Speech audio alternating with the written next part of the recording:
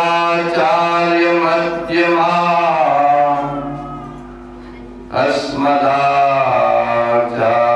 पर्यंता वंदे गुरु परंपरा वंदे गुरु परंपरा। आज की जय सद्गुरु संपत राम गुरु महाराज की जय। सद्गुरु दामोदर दास गुरु महाराज की जय। सद्गुरु जेठाराम महाराज की जय।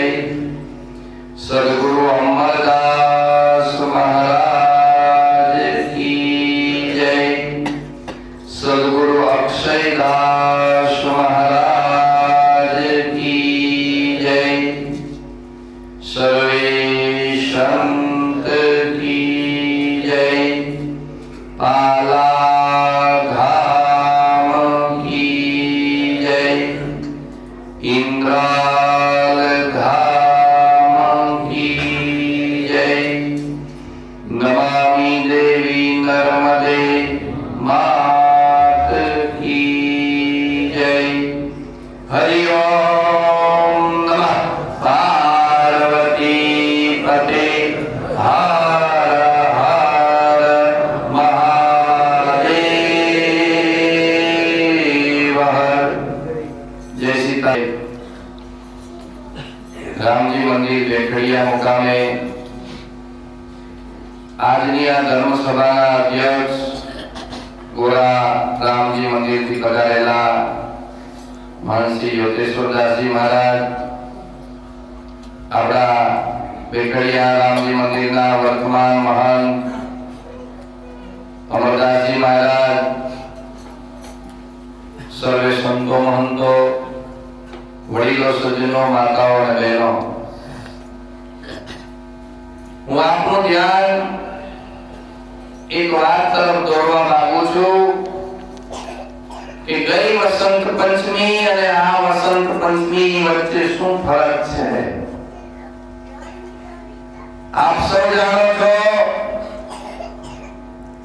ગઈ વસંત पंचमीએ આ મંદિરની પુનઃ પ્રાણ પ્રતિષ્ઠા મહોત્સવ ઉજવાયો હતો અને જેઠારામ महाराज एकला नहीं पण साथे काशी विश्वनाथ महाराज અને દામોદર દાસ महाराजनी गुरुमूर्तिनी स्थापना, रामचंद्र भगवानનો राम दरबारनी स्थापना અને જેઠારામ महाराजनी गुरुमूर्तिनी स्थापनाનો આપણે બધાએ ખૂબ આનંદથી આ ઉત્સવ ઉજવ્યો હતો।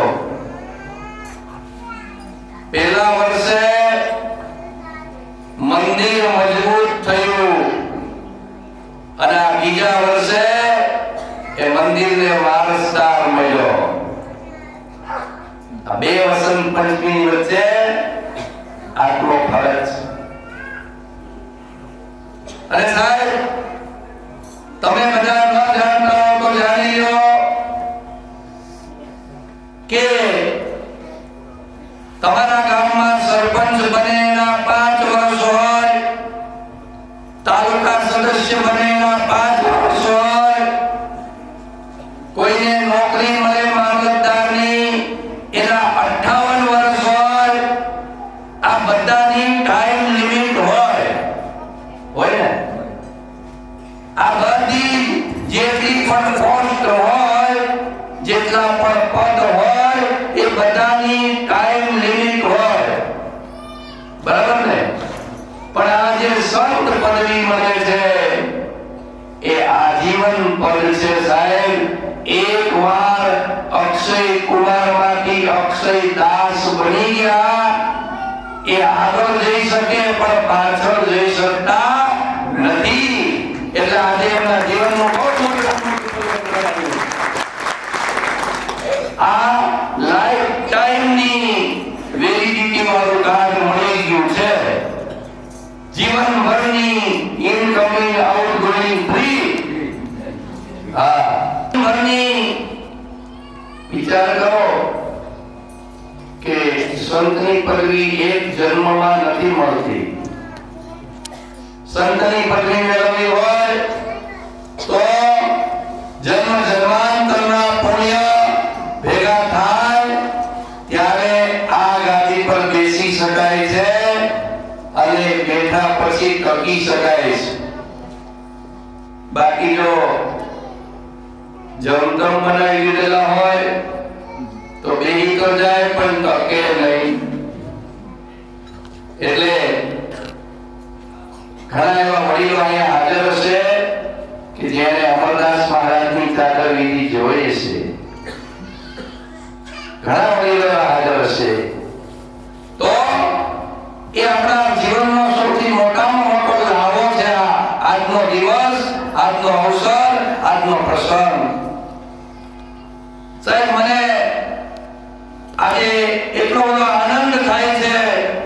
કઈ વાતનો આનંદ કે ઘણા એવું વિચારતા હતા, ઘણા એવું કહેતા હતા કે આ વિશ્વનાથ મહારાજનો સંપ્રદાય નહીં ટકે એમ. ઘણા એવું વિચારવાવાળા હતા અને હજુ છે. ઘણા એવું વિચારતા હતા કે નહીં ટકે, નહીં ટકે. દામોદર બાપજી જતા રહ્યા, હવે નહીં ટકે. જેઠારામ મહારાજ જતા રહ્યા, હવે બધું વિખાઈ જાય, એવું વિચારનારા ઘણા હતા. એને આજનો પ્રસંગ એ આપણી એકતા, આપણું સંગઠન, આપણી શ્રદ્ધા, આપણી ગુરુ ભક્તિ, એના પુણ્ય પ્રતાપ થકી જેઠારામ મહારાજ એકલા નથી બેઠા, વિશ્વનાથ મહારાજ ને દામોદર દાસ મહારાજ ને લઈને બેઠા. આપણી પહેલી સફળતા. અને બીજી સફળતા કે અમરદાસ મહારાજના વારસદાર આજે અહીંયા મોજૂદ છે. એટલે ધર્મ વસ્તુ એવી છે અમર વેલ જેવી કે કોઈ દિવસ મળતી નથી. જ્યાં એનો છેડો આવે ને ત્યાં મૂળિયા મૂકે ને અમર વેલ કહેવાય. તમે કદાચ કબીરવડના દર્શન કરવા ગયા હશો, ત્યાં જઈને તમે માથું ખરજો, આમાંનું થળિયું કયું જે જોવે થળ જેવું જ લાગે.